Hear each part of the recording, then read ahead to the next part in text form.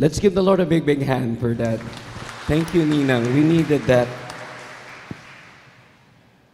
Have you seen your face in the mirror today? Nakita nyo ba ang sarili nyo? Pag wala, bibigyan ko yan ng panahon, tingnan, kung hawak nyo cellphone nyo, tingnan nyo ang kalagayan ng muka. Because if you see yourself good-looking, if not good-looking, great-looking, who among you felt that? You feel great-looking today. Ako lang.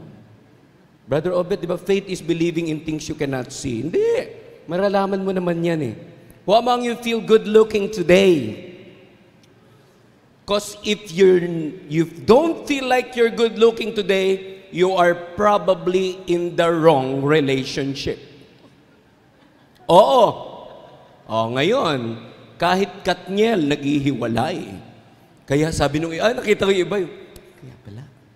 You're in the right friendship, you're in the right family, you're in the right company, you're in the right relationship. Yun ang pag-uusapan natin ngayon. Let's see it in the screen. It's called the power of spiritual friendship. Yan. Tingnan nyo yung mga tao sa paligid nyo. Are you in the right company? There's no such thing as a perfect person, right? But imperfect people can form a perfect team. Yes? Sabihin mo nga sa katabi mo, whenever I'm with you, I feel I'm good looking. Come on. Nagkakahawaan eh. Yes. Yun yung ating talakayin. Yan. Simulan natin sa Luke chapter 5 verse 18. Ito na.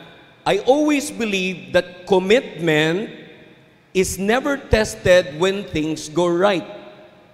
Commitment is tested when things go wrong. Pag marami kang bonus at dito ka nagtatrabaho sa St. Peter, tingin na mga kamag-anak mo, milyonaryo at milyonarya ka.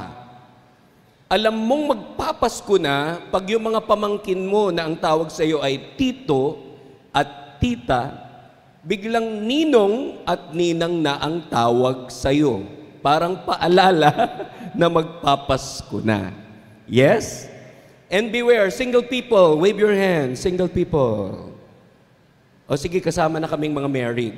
There is such a thing as SAD in psychology. SAD is seasonal affective disorder. No other time in the entire year that people become senti. Nagiging sentimental ang mga tao pag sumasapit na mga Berber months. Why? Ang dalas nila magkumpara. And to make things worse, there is such a thing as spiritual paralysis. Tingnan mo nga ang iyong katabi mula ulo hanggang paa. Applicable ba yung tinuro ni Ninang sa kanya na action? Natuwa ako sa inyo kasi binigay ko ang lahat kanina. Yung iba dito nakagiti, tawa lang ng tawa. Because when I do something, I really give my 100%. Be it sports, preaching, I can never do anything half-baked. Bibigay ko lahat-lahat. Tingnan ng katabi. Kaya mo bang ibigay yung friendship mo dyan? Lahat-lahat? Eto na. Commitment is tested when things go wrong. Pag yung katabi mo na spiritually paralyzed, kaya it's so timing, Ninang, that you preach to us, ABC, because spiritual paralysis happen. Tanungin niyo ako, ano yun? Hindi ka makapray, tinatamad kang umattend ng prayer meeting, tinatamad ka magsimba, you are so occupied with tamidity. Brother Obed, di ba timidity? Pinaghalong tamad tsaka timidity. Parang wala nang appeal anything that is spiritual. Spiritual paralysis happen. At pag nangyari yan, malalaman mo ang tunay na kaibigan. Real friends stay when all the rest of the world walk out on you. Sabi nga ng isang spiritual song ni Lady Gaga, I have 100 million reasons to walk away, but baby, I just need one good one to stay. Tingnan ng katabi. Marami kang rason para iwanan yun, di ba? Pero may dahilan na isa. At yan ang spiritual friendship. Lahat dito na may spiritual friendship, palakpakan natin si Lord. Kasama mo magdasal, kasama mo sa prayer meeting, kasama mo tumulong sa may hirap, kasama mo pag may ginagawa kang mabuti. Yan ang spiritual friendship. Once upon a time in my life, I was broken-hearted. I lost it all. Salamat kay Ladayan at mga kaibigan ko sa Holy Spirit community ng mga kabataan pa namin. They were the ones who brought me back to Jesus. Yun ang pag-aralan natin. And some men brought on a stretcher, a man who was paralyzed. They were trying to bring him in and set him in his presence. Lagay ang kamay sa puso, sabihin natin to, Lord, hindi na ako bumabata. From now on, I will be choosy of my friends. And let my friends be spiritual friends. Gawin ito, turo sa taas, turo sa taas. Pakituro nga ang kaibigan mong good influence sa'yo. Turo, turo. Ayan. Ba't yung iba tumawa? Walang maituro. Okay, taas ulit, taas ulit. Pakituro yung kaibigan mo na sure ka, re-regaluhan ka ngayong Pasko. Oy! Last na lang, pakituro sa taas. Pakituro yung kaibigan mo na tuwing may problema ka, andyan sila. Ayun! Pag-aralan natin. Because, imagine, we don't know the backstory. We don't know the backstory of the paralyzed man. How in the world will this person have friends na dadaling ka sa stretcher? Tingnan ng katabi. Oh, ito, ayaw natin mangyari. We rebuke it in Jesus' name. Pero pagka hindi na kaya ng katabi mo, kaya mong buhatin yan? Ay, brother, kailangan ko ng 3 pa. Tsaka stretcher. Because my friends are like that. Yun ang ating pag-aralan. Let's maximize the time. Okay. Ayan na. If spiritual paralysis happens, beware. Nangyari na sa'yo? Yes. Nangyari na kay Ninang? Yes. Nangyari na kay Brother Ernie? Every spiritual person will go through spiritual paralysis. Some saints would call it the darkness of the soul. Pero may panahon na ayaw mo nang gawin yung gusto ng Diyos. But you know you're committed. You keep on doing what you have to do because it's important. If spiritual paralysis happens, tingnan nyo, spiritual friendship helps. Ngitian ng katabi, sabi mo, buti na lang, andyan ka. Yeah! Yung iba parang sa ilong, buti na lang, andyan ka. And some men brought a stretcher, a man who was paralyzed, and they were trying to bring him to Jesus. Ayan. Isa-isahin natin ang mga parameters kung paano natin malalaman ang spiritual friendship. Are you ready? First is faithfulness. Nawala na ang lahat, andyan pa rin siya. Huwag niyong gagayahin yung kaibigan namin na Filipino-Chinese. Sabi nga, sweetheart, mamamatay na ako. Halika dito. Yes, sweetheart. Sabi na naman ng Pilipina na wife niya. Alam mo, nung malakas pa ako, andyan ka. Yes, sweetheart, andito. Nung nagka-problema sa business, andyan ka. Yes, sweetheart, andito. Kasakit ako, andyan ka. Nagkasakit akong todo, andyan ka. Ngayon, mamamatay na ako. Andyan ka pa rin. Yes, sweetheart, yes, sweetheart. Confirm ko na. Yes, sweetheart, yes, sweetheart. Ikaw ang malas sa buhay ko. Kaya ang ganda ng sinabi ni Ninang kanina, lahat ng naniniwala sa swerte, may kapasidad malasin. Pero if you believe in the blessing of God, He will always make a way. And one of the proofs that you are rich is if you have faithful friends. Palakpakan ang faithful friend mo. Palakpakan mo yung katabi mo para alam niya. Lalo na re-regaluhan ka na niya ngayong magpapasko. Diba? Yung iba dyan sabi, huwag ka na mag-isip, i-Gcash mo na lang. Diba? And some men brought on a stretcher a man who's paralyzed. Sana ganun tayong klaseng kaibigan. Even the strongest of us will get weak. Sana faithful tayo. Hindi lahat ng pagkakataon, mga misis ng tahanan, malakas ang mister mo. When was the last time you said, Han, okay ka lang ba? Kasi ang sarap kumustahin ng mga anak, ang sarap kumustahin ng kaibigan. Pag malakas yung husband mo, kinukumusta ka ba? Even Superman has a kryptonite.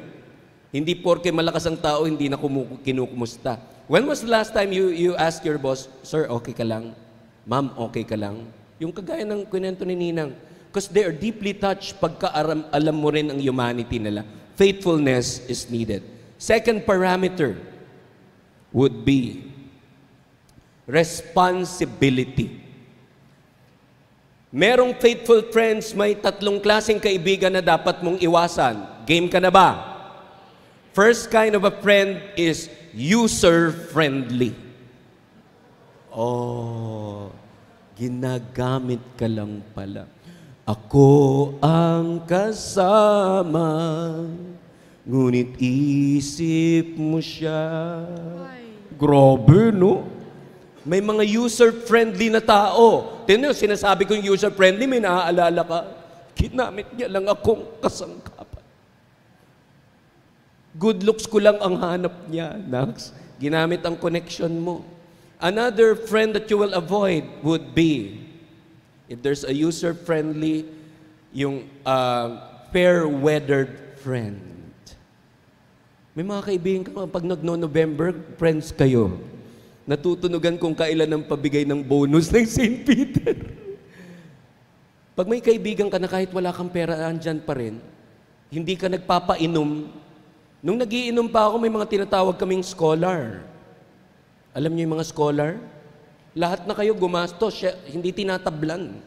Kahit paringgan mo ng pressing na tayo. May iba dyan, hindi pa bumubunot.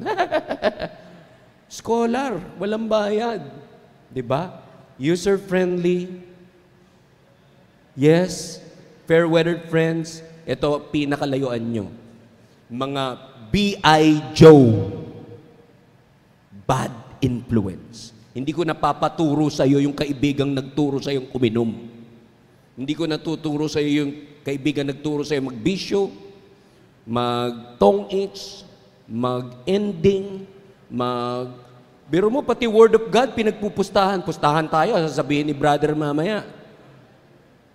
Because all of us need a responsible friend. Yung pwedeng sabihin, pare, huwag tayong uminom mamaya. Meron pang trabaho bukas. Pare, may biyahe tayo, huwag kang iinom. Minsan nakaka-offend yung ganyan, pero kailangan mo yung ganong kaibigan. Hindi kayo magkaibigan kung hindi niya kaya na sabihin sa iyo ang totoo. Pero dahil magkaibigan kayo, kahit totoo, lagyan mo ng lambing. Mamamatay ka na. Ay, joke lang, joke lang. Ang sarap naman may kaibigang ilongga. Ang lalambing. Yung ating mga people in charge, yung St. Peter branch in charge, yan naman kayo mga taga-Atimonan ay, mga taga-Quezon ay, kalalambing magsalita yan naman ito. Diba ang sarap na may malalambing na kaibigan? Mentras na ang tao ang siga, kailangan niya ng malalambing na kaibigan. Responsable. Single ladies, huwag masyado nakapokus sa mukhang Koreanong lalaki. Nasa Pilipinas tayo, mukha tayong Malay. Borderlining to, Afro-African. Pero tandaan nito, maaalala nyo pag nangyari sa iyo, ang bagong bagay ngayon, bagay sila, ay maganda, at super bait. Sasabihin ng mga kaibigan mo, siya. Tapos bubulong, lugi ka. Pero tandaan niyo to, ang taong responsable, habang tumatagal, pumupogi na rin. Yung mga kaibigan ko dito sa Facebook, balikan niyo yung history yan. Si Dayan, magpapatunay sa inyo na ngayon lang ako nagmukhang tao dahil sa pag-ibig ni Mami Joy. Responsibility. Next is inspiration. You know my love was meant to be. Nai-inspire kang magtrabaho dahil andun siya. Sa totoo lang, ang sarap magpakatamad, lalo na ngayong Monday. Monday na naman, commute na naman, lakad na naman, prayer meeting na naman, brother Obet na naman, joyful song na naman. Darating, sasayaw, uupo, makikinig, uuwi. Darating, sasayaw, uupo. Pag palagi mo nang sinasabing, ayan naman, ano na? Bayan, palitan naman. Kaya ang ganda na sinabi ni Ninang kanina, praise God. Kahit wala ka ng ibang masabi, praise the Lord. May kaibigan kami ni Dayan, hinarang siya, ang liit-liit na, hindi ko na papangalanan, Jean, Sister Jean, Rito Malta. Hold upin siya ng 3 maton. O anong gagawin mo? Pinaligiran ka. Ang sweet-sweet nito, ang hininin. Siyempre, tsa-chancingan siya. O, alam mo, ginawa niya, tanungin niyo ako na malakas na ano? Tinaas niya yung kamay niya, sabi niya, praise the Lord, hallelujah, amen! Takbuhan ang mga maton. Inspiration is very important. Pag may kaibigan ka na, ayan, the power of the Lord was with him for healing. Ito yung mga kaibigan na hindi ka happy dahil, ay, salamat ako kaibigan mo. No! Real friendship will bring you to Jesus. Buti na lang, lumipat tayo. I mean, andun pa rin pala yung chapel, St. Peter. Hindi pa kami magkakilala ni Ninang, mahal ko ng St. Peter. Palakpakan niyo naman si Lord. St. Peter ang nagligtas ng buhay ko. At naligtas. Kung hindi, napreso na naman ako. Tanungin niyo ako, paano? Paano walang share? Ay, naku, recorded pala to. Nandun ako sa Pegasus, lasing na lasing. Tapos naka-costume mga tao doon, sandals. Ang gaganda ng mga girls doon.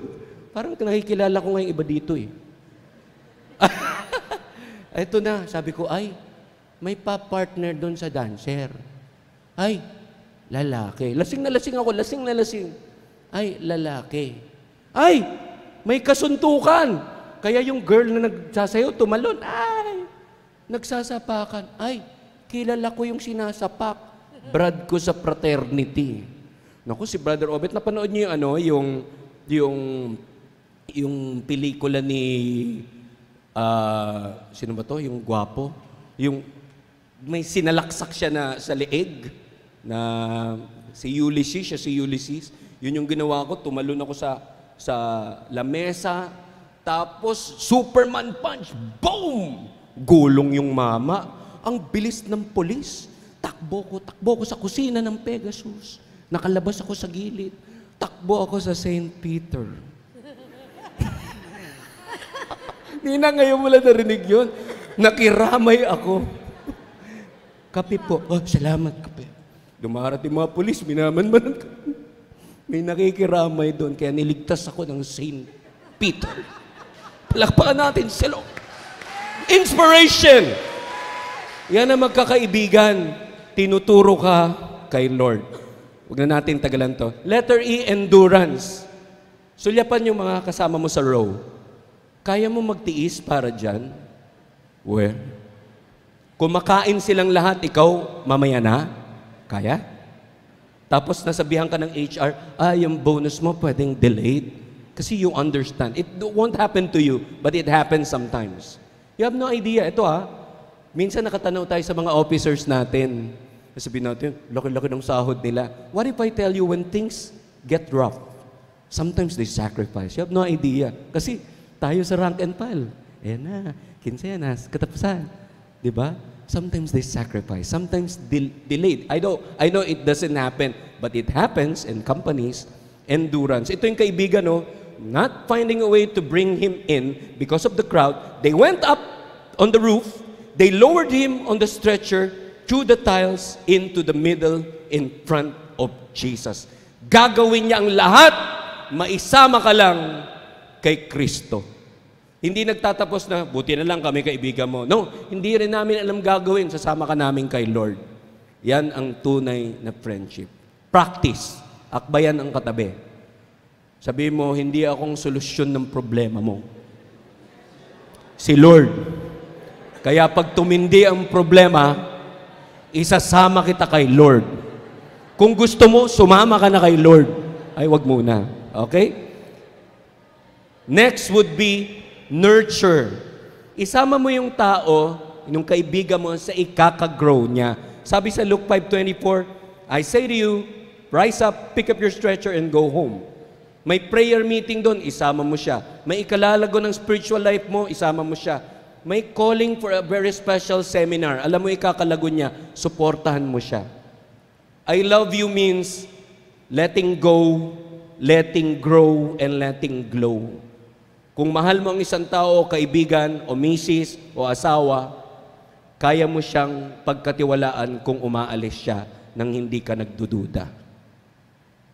Loving is letting grow. Practice sa katabi. Sabi mo, pag ikago-grow mo, suportahan ka. Kaya, ay magsiseminar ako, kayo lang iwan dito sa office. Can you do my work? Kaya, pag ikago-grow mo, suportahan kita. Loving is letting glow. You're in the right relationship kapag dahil sa kanila, gumagwapo ka na ngayon. Pag naisama ko si Rob, Rob is now second year in UP. Kumakain kami sa UP Hotel. Tuwing may nakakakita sa akin, brad ko sa fraternity, sa harap ng anak ko, sasabihin ng isang brad ko, si Berto, kasi hindi ako obet eh. Si Berto, yung brad sis ko, magmumura. Kaya pag uwi sa bahay, sabi ni Rob, Mami, si Daddy tuwing may nakikitang brad, nagmumurang malakas, na-scandalize yung mga tao. Because once upon a time, I was like that. Pero dapat dalhin mo yung kaibigan where the person is nurtured. Last but not least would be letter, okay, when this works, devotion. Lalo siya nagiging prayerful. Next. Tingnan mo yung katabi mo. Bagay ba yung word na prayerful sa kanya? Another word for prayerful is piety. Diba? Ito yung mga kailangan na nagda-diet, tsaka nagre-reduce ng weight. Piety. Piety. Diba? Devotion is very important. Isama ka sa buhay panalangin. When we vault in all these letters, ayun na. When we vault in all those letters, it will spell out faithfulness, responsibility, inspiration, endurance, kaya mo magtiis para sa Kanya, nurture, and devotion. Everybody stand up.